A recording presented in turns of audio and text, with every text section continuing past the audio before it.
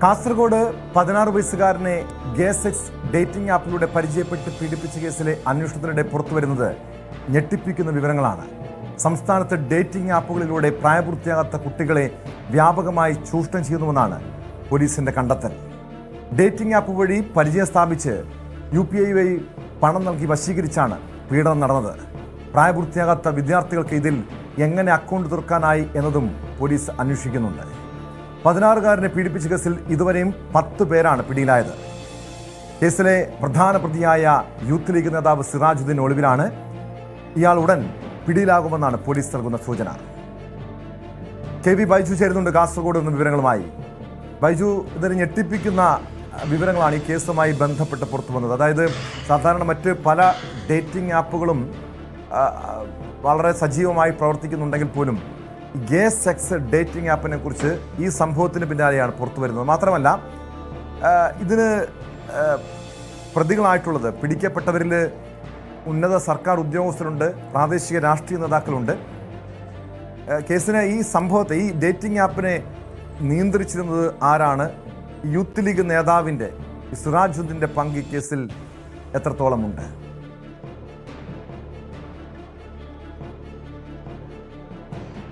ടോമെ സൂചിപ്പിച്ചത് വളരെ ശരിയാണ്. അങ്ങേയറ്റം ആശങ്കയുണ്ടാക്കുന്ന വാർത്തകളാണ് ചന്ദേര പോലീസ് സ്റ്റേഷനിൽ കഴിഞ്ഞ ദിവസം ഈ 16-കാരനെ ഇത്തരത്തിൽ ഡേറ്റിംഗ് ആപ്പ് വഴി ലൈംഗിക അതിക്രമത്തിന് ഇരയാക്കിയെന്ന ആ ഒരു കേസ് ഇപ്പോൾ പുറത്തു വരുന്നത്. അതായത് കൗമാരക്കാരെ ലക്ഷ്യമിട്ട് വലിയ ചതിക്കുഴി രൂപപ്പെട്ടിരിക്കുന്നു. അതിൽ പലരും ഈ ഇത്തരത്തിൽ വീഴുന്ന ഒരു സാഹചര്യം കൂടി ഉണ്ട് എന്നതാണ് ഇപ്പോൾ പോലീസിന്റെ കണ്ടെത്തൽ. അതായത് തുടക്കത്തിൽ സൂചിപ്പിച്ചത് തന്നെയാണ് ഇതിൽ ഏറ്റവും പ്രധാനം. അതായത് സംസ്ഥാനത്ത് ഇത്തരത്തിൽ ആൺകുട്ടികളെയും പെൺകുട്ടികളെയും പ്രായപൂർത്തിയാകാത്ത ഇവരെ ലക്ഷ്യമിട്ട് വലിയ തോതിൽ ഒരു ഇത്തരത്തിൽ ഡേറ്റിംഗ് ആപ്പുകൾ സജീവമാണ് എന്നതാണ്. ഇവരെ പണം നൽകിയും മറ്റും വശീകരിച്ച് ഇത്തരത്തിൽ ആകർഷിച്ച് ലൈംഗിക പീഡനത്തിന് ഇരയാക്കുന്നു എന്ന കണ്ടെത്തലാണ് ഇപ്പോൾ വന്നിരിക്കുന്നത്.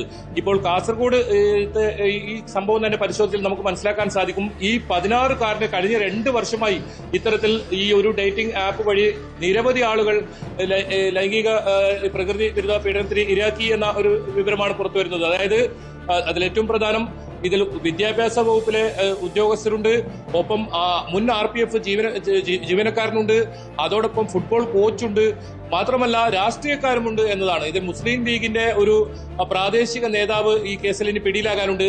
നിലവിൽ 10 പേരെ ഇപ്പോൾ പോലീസ് അറസ്റ്റ് ചെയ്തിരിക്കുന്നു. അതിൽ ഈ AEO ഉൾപ്പെടുന്നുണ്ട് എന്നതാണ്. അതായത് ബേക്കൽ AEO ആണ് ഇയാൾ ഈ കുട്ടിയെ ഇത്തരത്തിലെ പ്രകൃതി വിരുദ്ധ പീഡനത്തിന് ഇരയാക്കിയെന്നാണ് കണ്ടെത്തിയിരിക്കുന്നത്.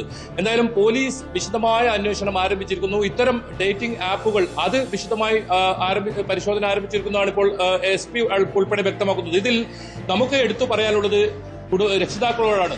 ഇതിൽ പോലീസും പറയുന്നതാണ്, രക്ഷിതാക്കളുടെ ഭാഗത്തു നിന്നും കൃത്യമായ ശ്രദ്ധയില്ലെങ്കിൽ അത് പെൺകുട്ടികളെ മാത്രമല്ല ആൺകുട്ടികളെയും ഇത്തരത്തിൽ കൂടുതൽ സമയം മൊബൈലിൽ ചിലവഴിക്കുന്നത് വളരെ അപകടകരമായ സാഹചര്യത്തിലേക്ക് അവരെ എത്തിക്കുമെന്നതാണ്. ഈ ഒരു കുട്ടിയുടെ കേസ് തന്നെ വന്നാൽ കഴിഞ്ഞ ദിവസം ഈ കുട്ടിയുടെ വീട്ടിൽ ഒരു അപരിചിതൻ, ഈ അമ്മ വീട്ടിലേക്ക് വരുന്ന സമയത്ത്, പുറത്തുപോയി വരുന്ന സമയത്ത് അപരിചിതൻ ഓടിപ്പോകുന്നത് കണ്ടതോടുകൂടിയാണ് ഈ സംഭവം തന്നെ പുറത്തു വരുന്നത്. പിന്നീട് ഈ കുട്ടിയെ കൗൺസിലിംഗിന് വിധേയമാക്കിയപ്പോഴാണ് ഞെട്ടിപ്പിക്കുന്ന വിവരം. ഈ കുട്ടി ഇത്തരത്തിൽ കാസർഗോഡ് ജില്ലയിൽ മാത്രമല്ല കണ്ണൂരും കോഴിക്കോടും എറണാകുളത്തും ഇത്തരം പല സ്ഥലങ്ങളിലും ഈ ഡേറ്റിംഗ് ആപ്പ് വഴി പരിചയപ്പെട്ട് ഈ കുട്ടിയെ ഇത്തരത്തിൽ പീഡനത്തിന് ഇരയാക്കിയെന്ന വിവരമാണ് പോലീസിന് ലഭിച്ചത്. ഇതോടുകൂടിയാണ് ഇത്തരം ആപ്പുകളെ കേന്ദ്രീകരിച്ച് വലിയ തോതിലുള്ള അന്വേഷണം പോലീസ് ഇപ്പോൾ ആരംഭിച്ചിട്ടുള്ളത്. അതിൽ നിന്നാണ് ഇത്തരം കാര്യങ്ങളൊക്കെ മനസ്സിലാവുന്നത്. അതായത് പെൺകുട്ടികളെ ഉൾപ്പെടെ, പ്രായപൂർത്തിയാകാത്ത പെൺകുട്ടികൾക്ക് ഉൾപ്പെടെ ഇത്തരത്തിലുള്ള ആപ്പുകൾ പ്രവർത്തിക്കുന്നു. അതിന് കൃത്യമായ റാക്കറ്റ് ഉണ്ട്. ഏതായാലും ഇതിലൊരു കൃത്യമായ ഒരു സംഘമുണ്ട്. ആ സംഘത്തെ ഇതുവരെ പിടികൂടാൻ സാധിച്ചിട്ടില്ല. അത് പിടികൂടാനുള്ള ശ്രമത്തിലാണ് പോലീസ് ഉള്ളത്. അതായത് 5 CIമാരുടെ നേതൃത്വത്തിൽ കാസർഗോഡ് ജില്ലയിലെ വിവിധ പോലീസ് സ്റ്റേഷനുകളിലെ 5 CIമാരുടെ നേതൃത്വത്തിലുള്ള വലിയ സംഘത്തെ തന്നെ രൂപീകരിച്ച് സൈബർ സെല്ലിന്റെ സഹായത്തോടെ ആണ് ഇപ്പോൾ അന്വേഷണം നടക്കുന്നത്. ഇന്നിപ്പോൾ ഒരാൾ കൂടി ഇന്ന് അറസ്റ്റിലായിട്ടുണ്ട്. അങ്ങനെ 10 പേരാണ് ഈ കേസുമായി ബന്ധപ്പെട്ട് മാത്രം ഇപ്പോൾ അറസ്റ്റിലായിരിക്കുന്നത്. ഇതിൽ പോലീസ് പറയുന്നത് ഇത്തരം ഡേറ്റിംഗ് ആപ്പുകൾക്ക് ഏതെങ്കിലും തരത്തിൽ 18 വയസ്സ് തികഞ്ഞാൽ മാത്രമേ ഇത്തരം ആപ്പുകൾക്ക് പ്രവേശിക്കാൻ പറ്റൂ. പക്ഷേ ഇത്തരം ആപ്പുകൾക്ക് അങ്ങനെ സംഭവങ്ങളൊന്നുമില്ല. വലിയ ഇളവുകൾ, അതായത് കുട്ടികളെ കൃത്യമായി ലക്ഷ്യമിട്ടുകൊണ്ട് തന്നെയാണ് ഇത്തരം ആപ്പുകൾ പ്രവർത്തിക്കുന്നതെന്നാണ്. കുട്ടികൾ ഒരു പ്രാവശ്യം ഒരു തവണ ഈ ഒരു ആപ്പിലേക്ക് കടന്നു കഴിഞ്ഞാൽ കേന്ദ്ര സർക്കാർ പല ആപ്പുകളും നിരോധിച്ചതാണ്. പ്രത്യേകിച്ചും കുട്ടികളെ ചൂഷണം ചെയ്യുന്ന കുട്ടികളുടെ നഗ്ന ദൃശ്യങ്ങളും ചിത്രങ്ങളും ഒക്കെ അടങ്ങിയ ഫോട്ടോകളൊക്കെ പ്രചരിപ്പിക്കുന്ന രീതിയിലുള്ള ആപ്പുകൾ പൂർണ്ണമായും നിരോധിച്ചതാണ്. പക്ഷേ എങ്ങനെയാണ് ഇത്തരം ആപ്പുകൾ ഇവിടെ പ്രവർത്തിക്കുന്നത്? നിയമവിരുദ്ധമായിട്ട് പ്രവർത്തിക്കുന്ന ഈ ആപ്പുകൾക്കെതിരെ എന്ത് നടപടി സ്വീകരിക്കാൻ പോലീസിന് കഴിയും? ടോമെ, ഈ കാര്യത്തിൽ പോലീസ് പറയുന്നത് ഏതെങ്കിലും ഒരു ആപ്പ് ഇത്തരത്തിൽ പോലീസ് കണ്ടെത്തി അത് ബ്ലോക്ക് ചെയ്താൽ പിന്നീട് വീണ്ടും മറ്റൊരു പേരിൽ ഇത്തരം ആപ്പുകൾ ഒന്ന് ബ്ലോക്ക് ചെയ്താൽ 10 എണ്ണമായി അത് വീണ്ടും തിരിച്ചു വരുന്നതാണ്. അത്തരത്തിൽ ഇത് നിയന്ത്രിക്കാൻ ഏതായാലും പോലീസിനെ കൊണ്ട് വലിയ ബുദ്ധിമുട്ടാണ്. അത്തരത്തിൽ നിയന്ത്രിക്കാൻ സാധിക്കില്ല എന്ന് തന്നെ വേണമെങ്കിൽ പറയാം. പക്ഷേ ഇതിൽ ഏറ്റവും വലിയ ഉത്തരവാദിത്തമുള്ളത് രക്ഷിതാക്കളാണ് ഇതിൽ ഏറ്റവും കൂടുതൽ ശ്രദ്ധിക്കേണ്ടത്. കാരണം ഈ കുട്ടികളുടെ മൊബൈൽ, പ്രത്യേകിച്ച് ഗൂഗിൾ സെർച്ച് ചെയ്യുന്ന ഏതൊക്കെ കാര്യങ്ങൾ ഈ കുട്ടികൾ ഗൂഗിൾ സെർച്ച് ചെയ്യുന്നുണ്ട് എന്നതെങ്കിലും ഈ രക്ഷിതാക്കൾ മനസ്സിലാക്കി വെക്കേണ്ടതുണ്ട് എന്ന് തന്നെയാണ് പോലീസ് പറയുന്നത്.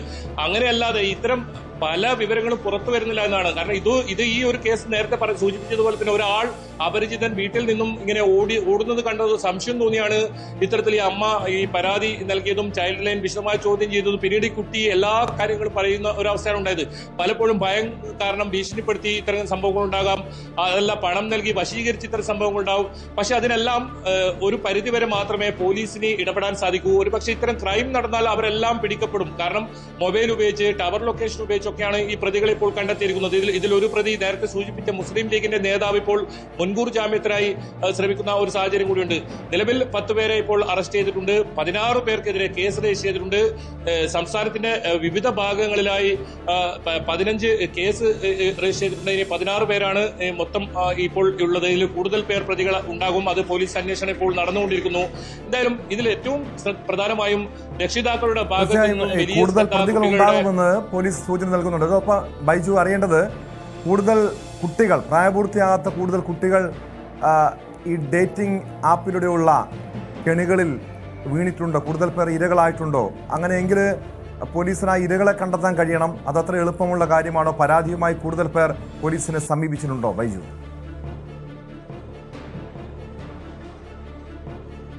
തീർച്ചയായും ടോമെ, ഈ കേസുമായി ബന്ധപ്പെട്ട് വിശദമായ അന്വേഷണം അല്ലെങ്കിൽ പരിശോധന നടത്തുമ്പോഴാണ്, സൈബർ സെല്ല് ഉൾപ്പെടെയുള്ള സംഘത്തിന്റെ പരിശോധന നടത്തുമ്പോഴാണ് ഇത്തരത്തിൽ നിരവധി സൈറ്റുകൾ, ഒരു പക്ഷേ ഈ ഒരു കുട്ടി ഇതിൽ അകപ്പെട്ടാൽ മറ്റൊരു കുട്ടിയെ, ഈ കുട്ടി കൊണ്ട് തന്നെ മറ്റൊരു കുട്ടിയെ ഇതിലേക്ക് വശീകരിക്കുന്ന ആ രീതിയിലുള്ള ഒരു തന്ത്രമാണ് ഇവർ ഉപയോഗിക്കുന്നത്. ഇതിനെല്ലാം പണം നൽകിയും മറ്റും ഇവർക്ക് സ്വാധീനിക്കുന്നു, ഈ കുട്ടികളെ ഇത്തരത്തിൽ സ്വാധീനിക്കുന്നു.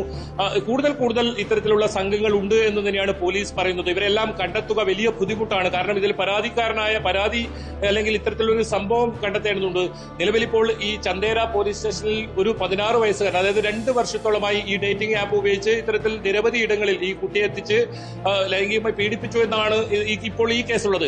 ഇത്തരത്തിൽ കണ്ടെത്തേണ്ടതുണ്ട്.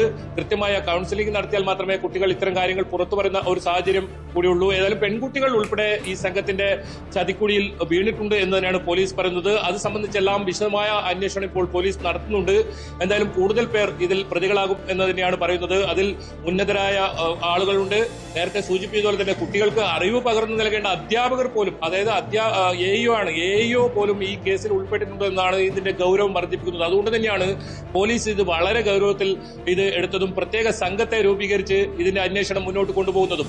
ഏതായാലും ഈ കേസുമായി ബന്ധപ്പെട്ട് ഇനി 6 പേരെ അറസ്റ്റിലാവാനുണ്ട്. കൂടുതൽ പേർ പ്രതികൾ ഉണ്ട് എന്നതാണ് പോലീസ് പറയുന്നത്. അങ്ങനെയാണെങ്കിൽ അവരെല്ലാം കണ്ടെത്തേണ്ടതുണ്ട്. അത്തരം അന്വേഷണത്തിലേക്ക് പോലീസ് കടക്കുന്നുണ്ട്. അതുകൂടാതെ നേരത്തെ സൂചിപ്പിച്ചതുപോലെ തന്നെ കൂടുതൽ കുട്ടികൾ ഇവരുടെ ഈ ആപ്പിന്റെ പ്രവർത്തനം എങ്ങനെയാണ്? അതോടൊപ്പം ഈ കൂടുതൽ പേർ ചതിക്കുഴിയിൽ വീണിട്ടുണ്ടെന്ന് പറയുന്നുണ്ട്. അവരെങ്ങനെയാണ് ഇതൊരു പ്രത്യേക ഏത് രീതിയിലായിരുന്നു ഇത് പ്രവർത്തിച്ചതെന്ന കാര്യത്തിലൊരു വ്യക്തത വന്നിട്ടുണ്ടോ ബൈജു?